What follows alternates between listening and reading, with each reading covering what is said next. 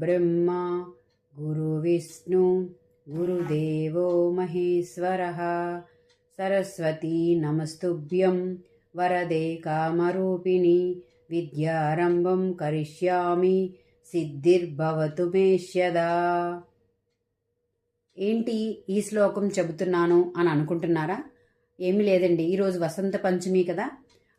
వసంత పంచమి రోజున పిల్లలకు అక్షరాభ్యాసం ఎందుకు చేపిస్తారో తెలుసా?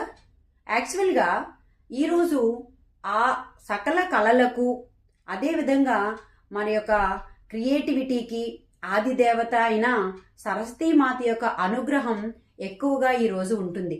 అందుకని ఈరోజు పిల్లలతో అక్షరాభ్యాసం చేపిస్తారు.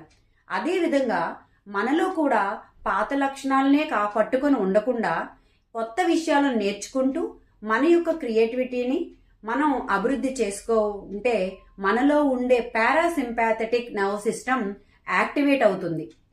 అయితే ఈ పారాసింపాథెటిక్ నర్వ్ సిస్టమ్ యాక్టివేట్ అయితే గనక మనలో స్ట్రెస్ లెవెల్స్ అనేవి తగ్గుతాయి. కాబట్టి మనం కూడా మన యొక్క పాత విషయాలనే పట్టుకునే ఉండకుండా ఎప్పుడూ లెర్నింగ్లో ఉండాలి. మీరు ఏ విషయాన్ని లెర్న్ చేయాలనుకుంటున్నారు, లేదా మీలో ఉన్న ఏ విషయాన్ని వదిలిపెట్టాలనుకుంటున్నారు? కామెంట్ బాక్స్లో కామెంట్ చేయండి.